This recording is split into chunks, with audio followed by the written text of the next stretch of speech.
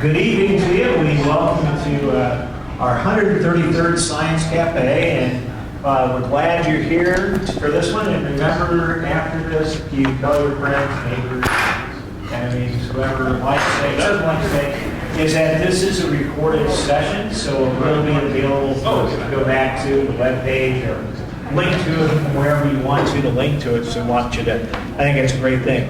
Well, tonight we're continuing our biology-oriented themes that we've been following this second half of the year, or this second half of the academic year. It's actually only the third month of this year, but that's okay.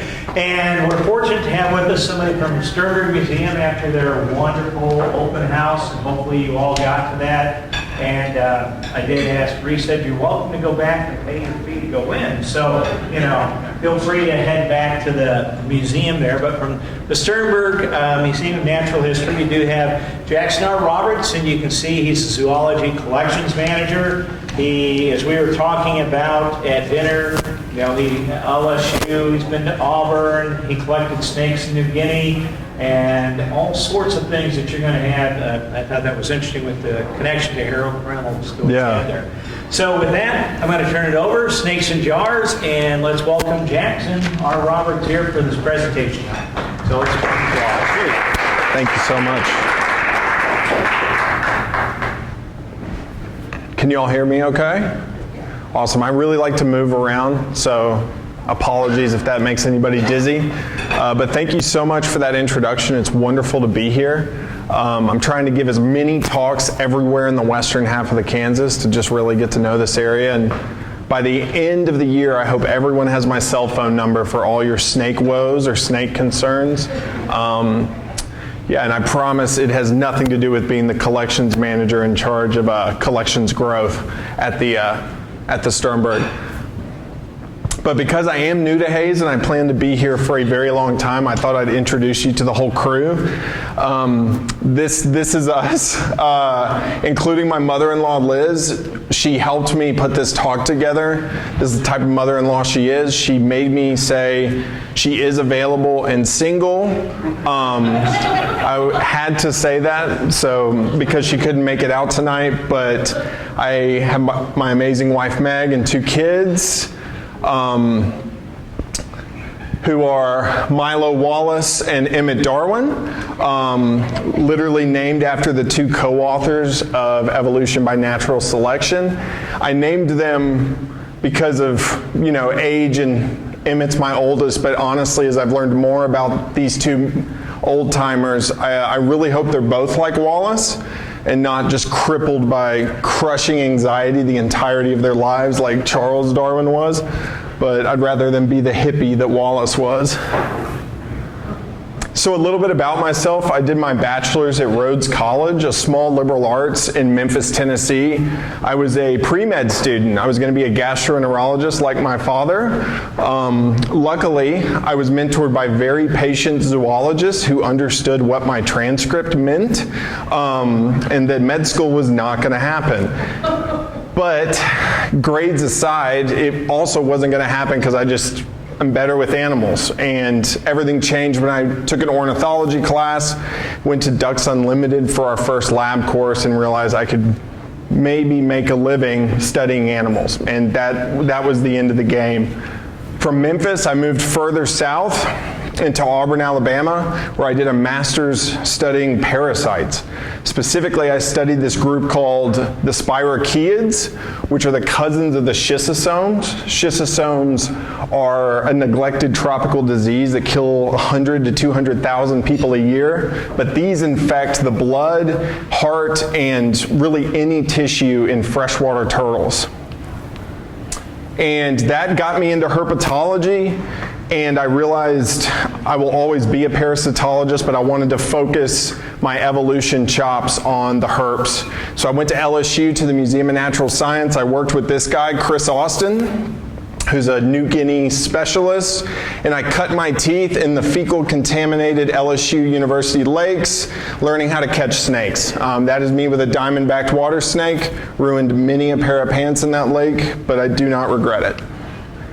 And this is where I did a field season and where all my dissertation work is about, New Guinea. It's the big island north of Australia, and you're going to hear a lot of New Guinea talk. So,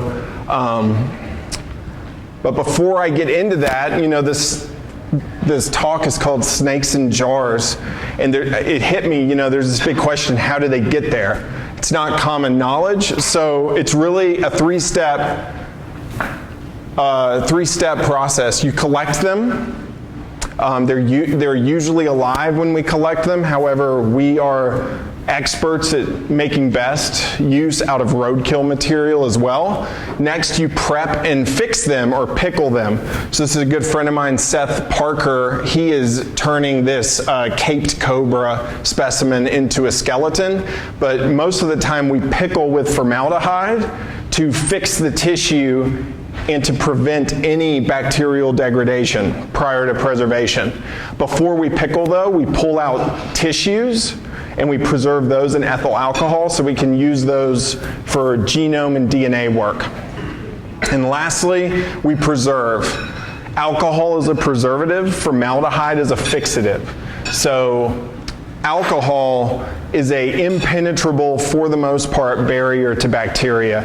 And so if you have proper fixation and preservation, you're almost promised a perfectly prepped specimen that will last somewhere between 400 and 500 years if you keep the fluids topped off. But a little bit about collecting. It's kind of my duty as the collections manager of the zoology divisions to talk about its importance. And so at the Sternberg, we collect in three ways. We collect roadkill. Love driving our cars, looking for roadkill. We collect opportunistically. So sometimes, all of a sudden you come across herps or any animal, and you come by accident and they're still alive.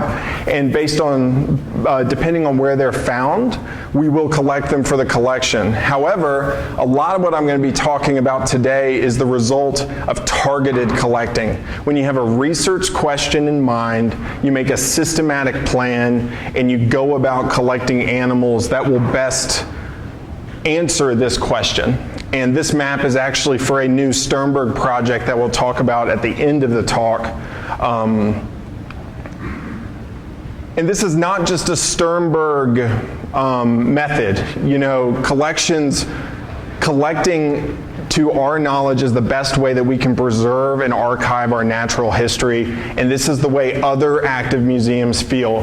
So I was very lucky that during my dissertation I made collaborations at the Papua New Guinea Museum, at the Bishop Museum. Actually, Molly Hageman, the collections manager, was one of my letters of reference for this job.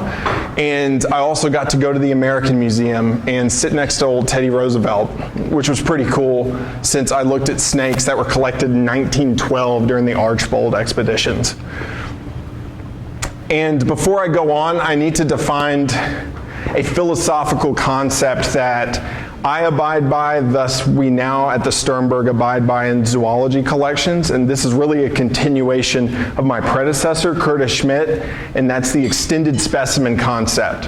When we collect an animal that's dead on the road, when we collect an animal that we've been looking for, it's not just about the animal. The collections benefit and grow by every aspect of that animal, whether it's feather morphology, DNA from its liver, blood parasites, geographic data, parasites, call data, stable isotopes.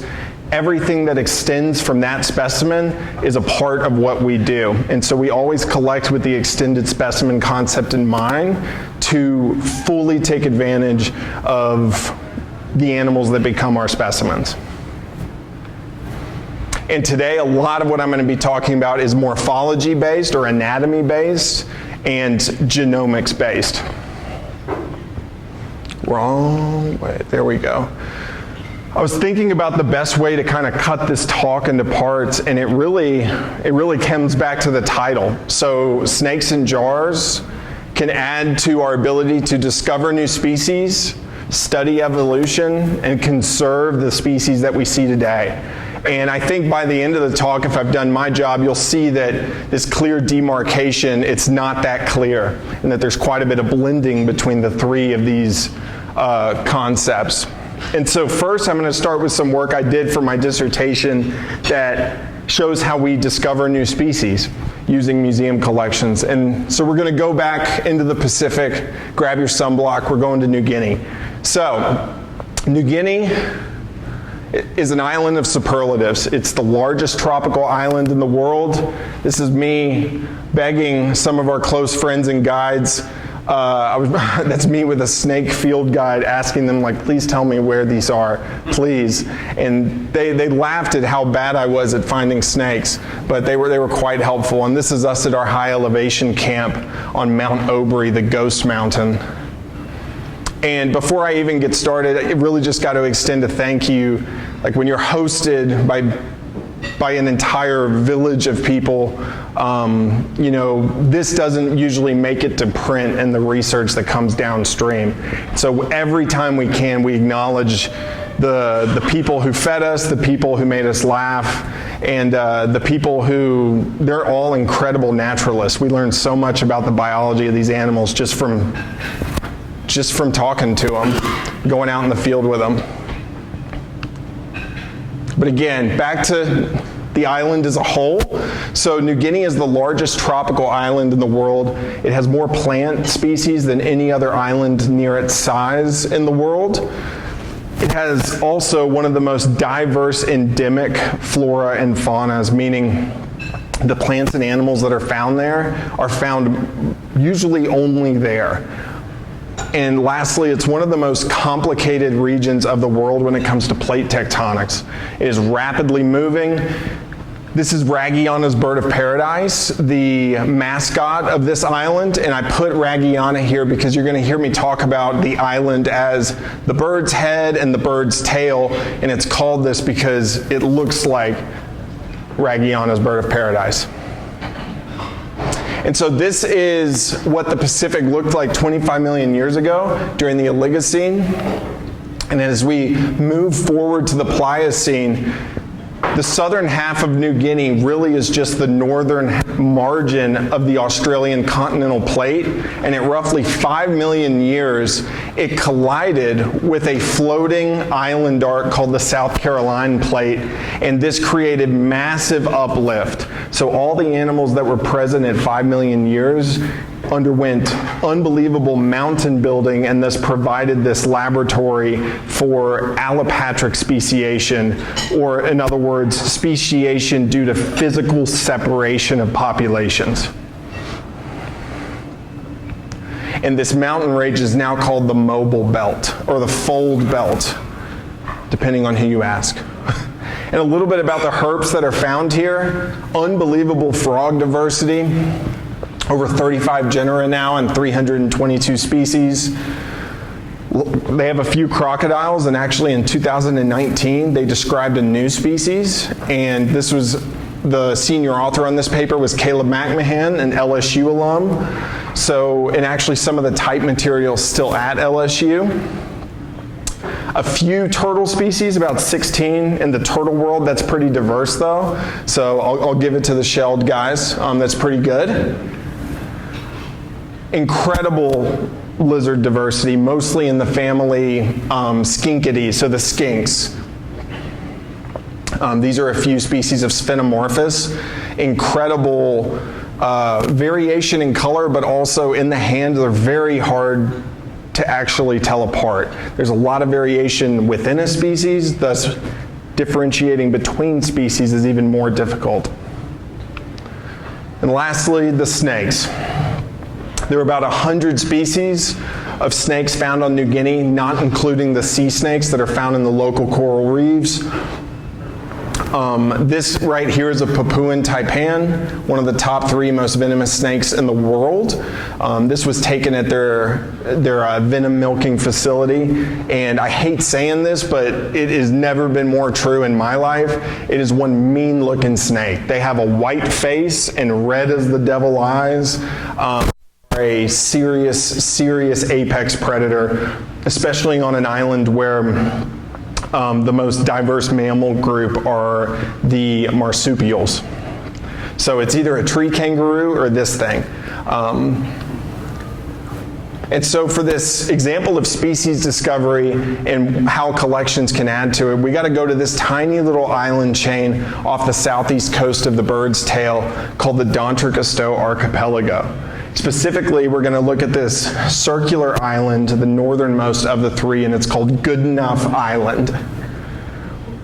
In 2012, my boss went there, and while he was there collecting what would be a new species, I was convinced I was going pro. I played Division III baseball, always had a smile on my face. You're welcome that I didn't make it. So sorry, Mom, you're living in your normal house still. But this is what Goodenough Island looks like. It is the steepest island in the world, and so it's essentially a tropical rainforest on top of this just crazy boulder landscape. That's really all I can say. I thought there was a better way to say it, but my boss says it's the hardest field work he's ever done in his life, and he's been pretty much everywhere in the Pacific.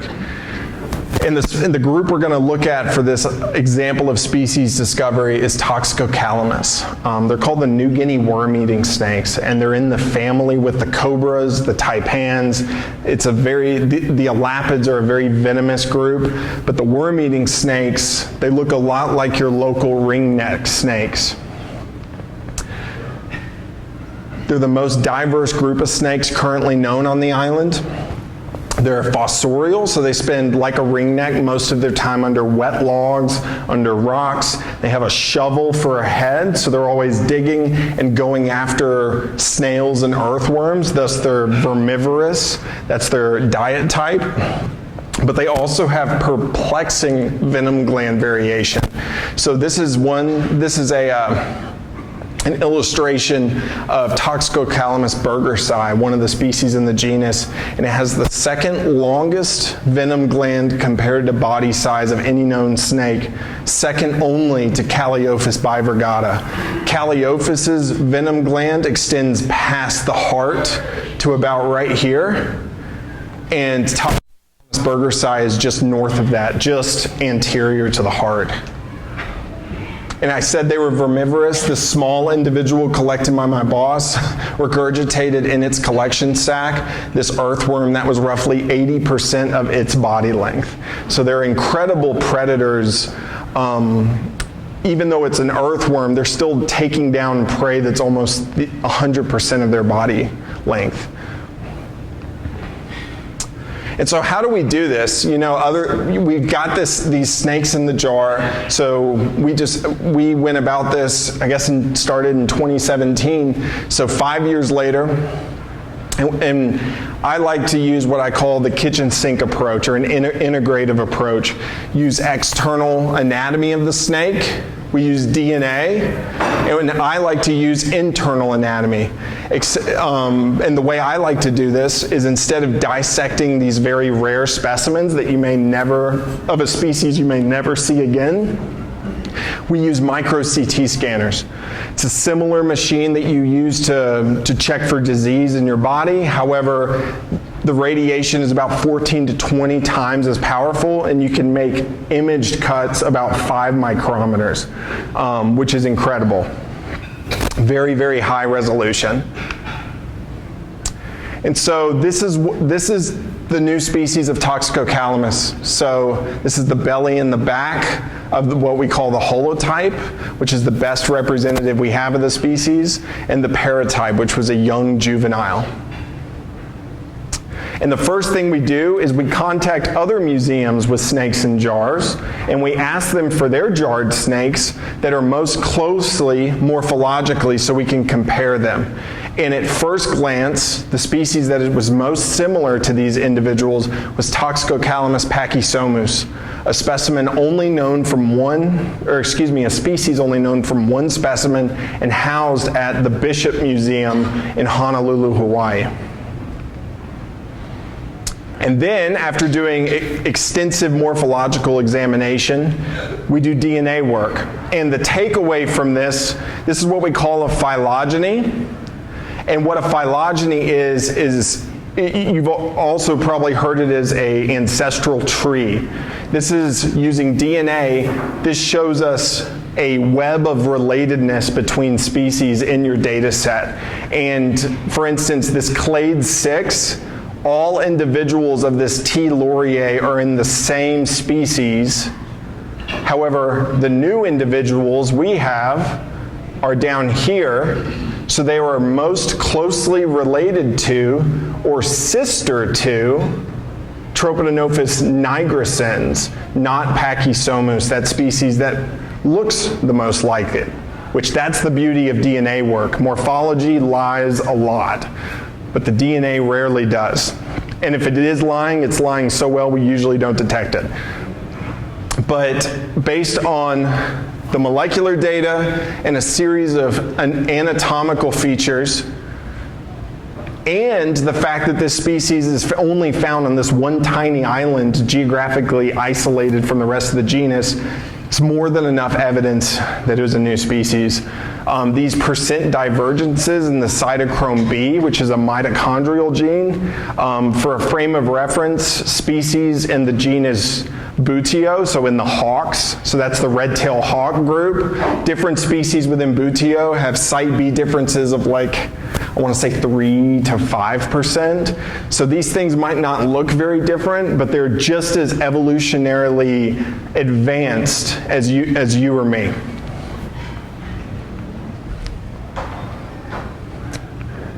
And looking at the bones, this is that Pachysomus individual that looks very similar, and this is our new species. The new species have these thick, boomerang-shaped, what are called postfrontal bones, and just a completely different dimension and shape as the very, very slender, rather straight Pachysomus postfrontal bones.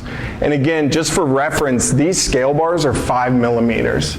So that's the power of a micro CT machine. These are tiny, tiny snakes.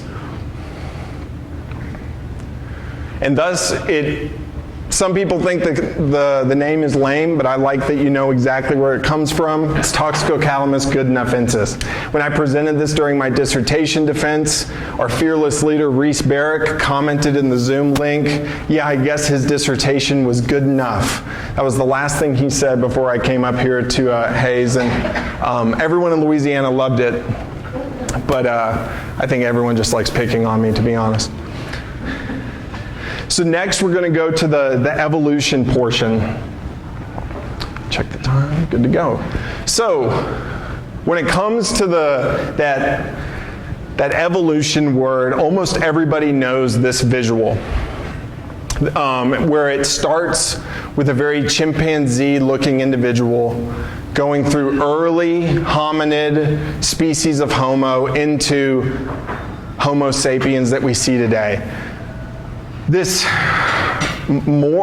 mostly gets the point across of evolution, but it's also mostly wrong.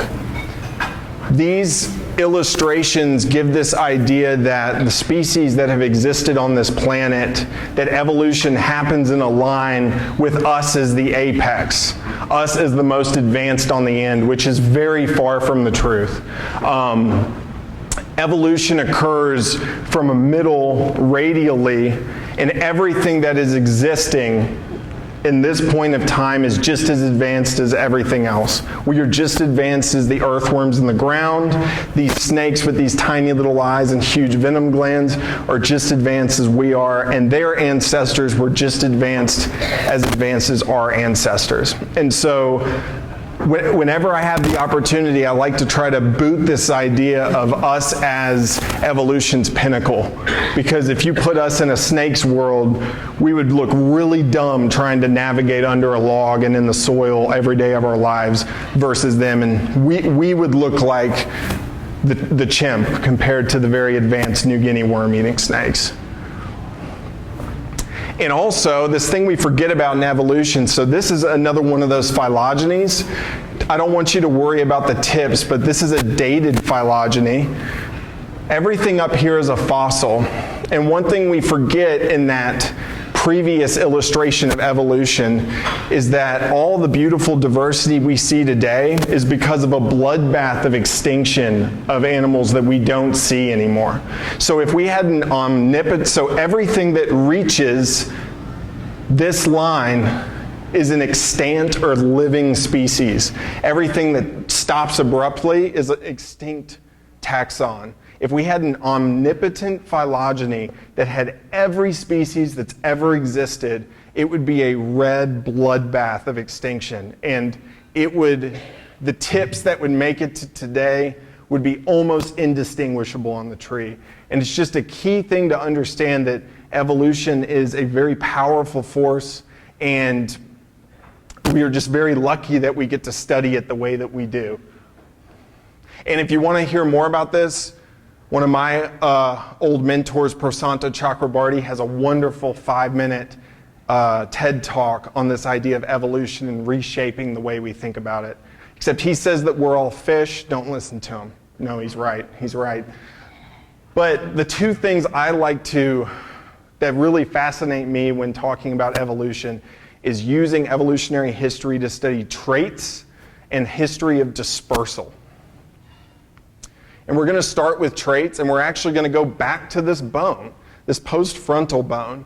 So I only showed you images that helped us tell species apart, but when we looked at the entirety of this group, the variation was really interesting.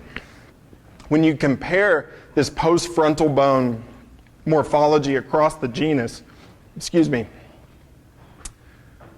two morphotypes emerge, which is really fascinating. There's a little bit of variation like I was talking about between species, but everything above this line has a forward-facing sickle-shaped bone, while everything below has these thick, triangular, perpendicular to the brain case extensions of this bone that we have no idea what it does. And there's actually three members of this genus that don't have this bone at all. And so, I'm talking about testing evolution. What we're figuring out is that there's some sort of selection on this bone. We have no idea what it is. We don't know the function of it. It rests just above the eye. But ecologically, the species in this group they eat the same thing. They live very similarly. Like, why do some species not have it at all? It's just really interesting. But I'm biased. And so next, evolutionary dispersal. So when you're talking about dispersal patterns of ancestors of living taxa, you're really investigating what's called biogeography, which is the investigation of how the animals we see today got to where they are. And the group that I looked at for this in my dissertation was Tropidognathus. We call this individual Goldie. We caught him at about 1,800 meters in New Guinea. He has this beautiful LSU gold belly, but he wasn't purple on the back. It was just like, you got it half right. But they're in the same family as our garter snakes here and our common water snakes. And very similar in the hand too. Rough scales, they really prefer water, and when you grab them, they're really stinky. They musk everywhere. And we call these the Sunda Papuan keelbacks. Very understudied group and underexplored, partially because they're on an island with some of the most venomous, dangerous snakes in the world, so they kind of don't get the spotlight, which is perfect for a graduate student who's got a small child and whose wife won't let him handle venomous snakes. So, this is the group I spent a lot of time on. They also have incredibly high diversity in New Guinea, and they're ecologically variable. One species is found in the estuaries and in the mangrove swamps of the island. Others are found all the way up to 2,500 meters in elevation up into the Sky Islands. So this is Kinsey. This is one of my favorite memories from New Guinea. We're walking down this path to go to a swamp, and a snake shoots out in front of me, backtracks on me, comes up under this log. I am 10 meters down the hill, throwing everything that I can throw, looking for the snake, and Kinsey comes and lifts this log with one arm and grabs the snake, and it was the first snake of the trip, and it was an individual of Tropidognathus. And so you see this dark olive green back, and compare that, I'm going to go back for just a second, to Goldie. That's the same species. So incredible. We think it's sexual dimorphism, but we don't know. But these are in the same population. Again, you know, you finish a dissertation and you find out how much you don't know. It's kind of soul crushing. But really beautiful snake, a very large adult female. And this is where I said this group was wide ranging. This is their range. 3 species are found in the Philippines. They cross Wallace's line. So here's our buddy Alfred again. Wallace's line is this famous biogeographic divide that Wallace didn't name it after himself. It was named after him because his journals were the first evidence of suggesting this faunal break between, I think it's Lombok and Bali, I think. It's like I'm in my generals again, my comprehensive exams. There are 4 species in the Molucca Islands, 2 in the Bismarcks, and 11 are found on New Guinea, with 1 species found in Australia.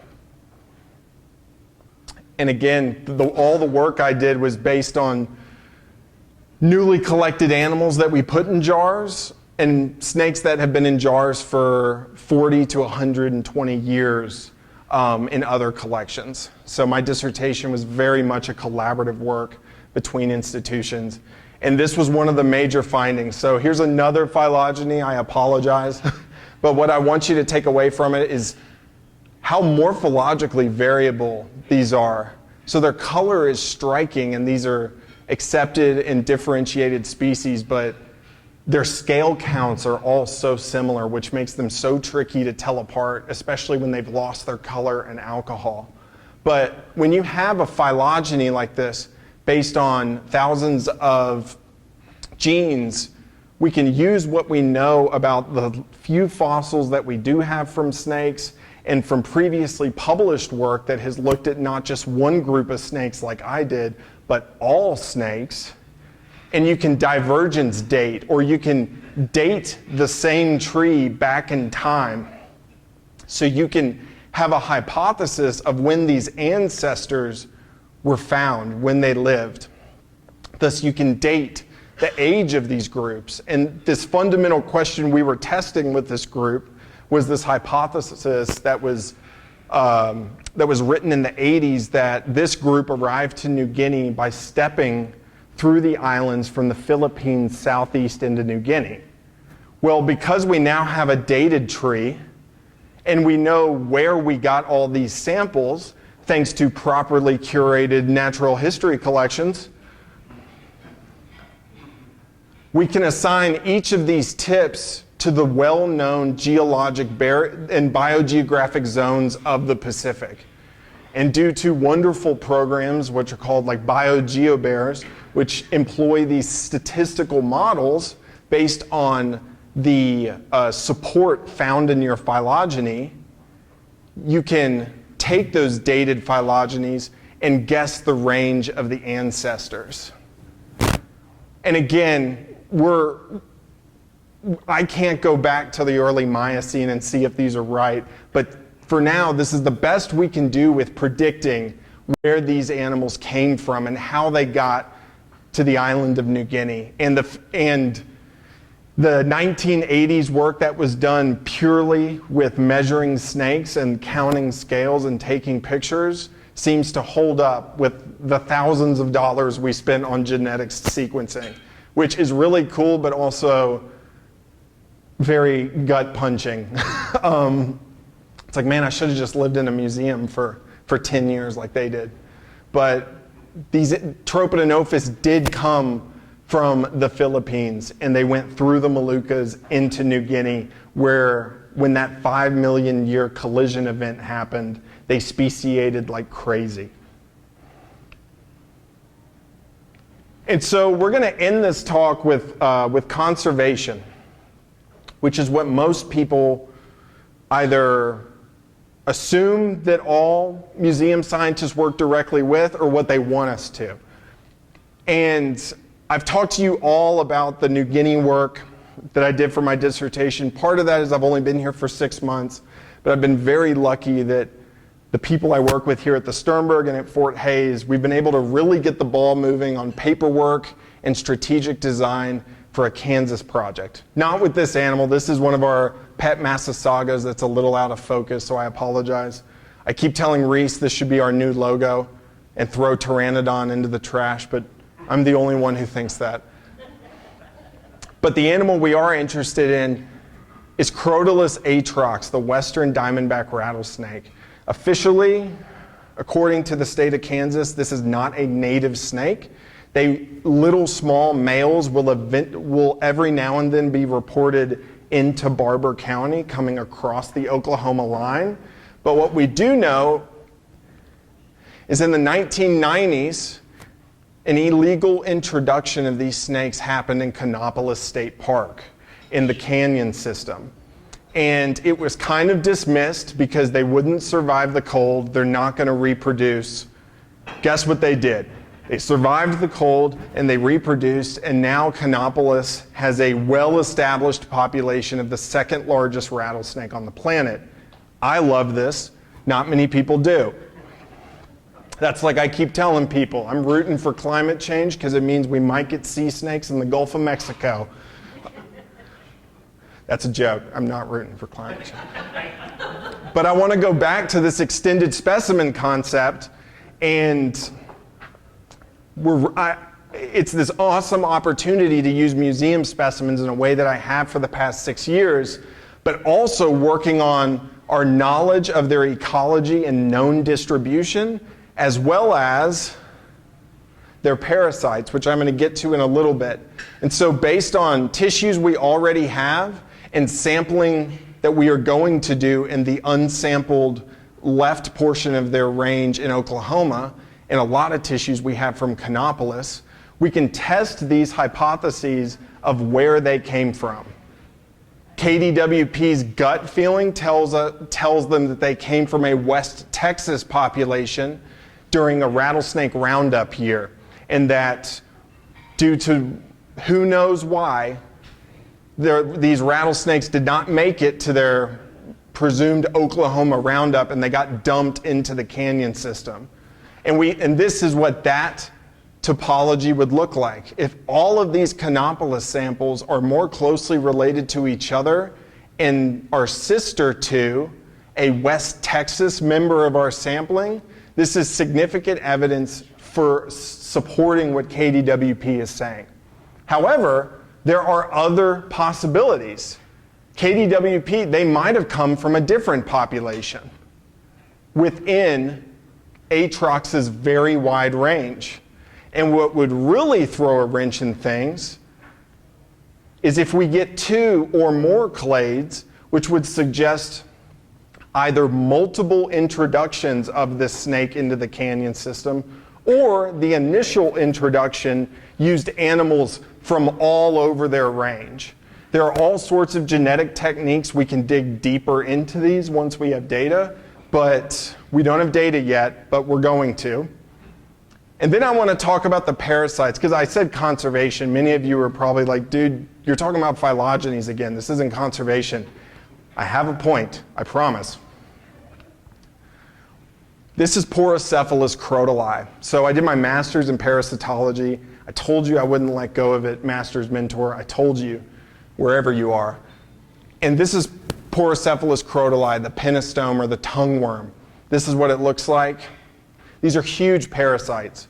I was going to show really in-depth photos. See, I can see one person with a hand in the back.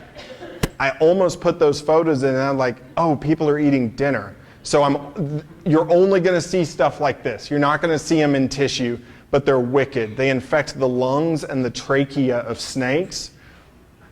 They're so resilient. They're a wonderful test subject because they preserve really well in formaldehyde because they're crustaceans, but also roadkill snakes. There are tons of reports of people going to pick up the roadkill snake, and these are crawling out of the mouth alive. They are incredibly resilient, and they're huge. And from a conservation perspective, there's only one threatened snake that's found in Kannapolis State Park, and it's our western Massasauga rattlesnake, which is a beautiful, beautiful native snake that we have here. The closest relative to the Massasaugas is the dusky pygmy from the Gulf Coast, in the coastal southeast, They're a longleaf pine endemic. Well, they're in the same genus, they're very closely related to each other, and the Burmese python, after it has just destroyed the Everglades, after I forget the hurricane that people think really began the propagation of these, but the dusky pygmies are disappearing. These previously were one of the most common snakes found everywhere in Florida, and they're disappearing. And pythons don't eat them. They're too small. These guys are eating large mammals, alligators. They're going after massive prey. Well, the pythons not only brought Nat Geo and Discovery Channel a lot of film time, they also brought Rallatiella orientalis, an introduced Asian parasite, another penostome that's even longer, and it's killing dusky pygmy rattlesnakes because you're putting a parasite that matures in an animal that gets over 30 feet long and an animal that matures gets maybe 14 inches, maybe. And so they are just taking up the entirety of the lung space and just killing these animals. Well, we need to investigate the parasites of atrox because it looks like they're here and they're going to stay here. And using specimens we already have in museums from pre-introduction of atrox and now animals that we have post-introduction, we can start trying to track if the parasites are moving back and forth. Maybe atrox didn't bring any parasites with them from wherever they came from, but we don't know. And so again, I brought up these three. This is how I kind of segregated the talk.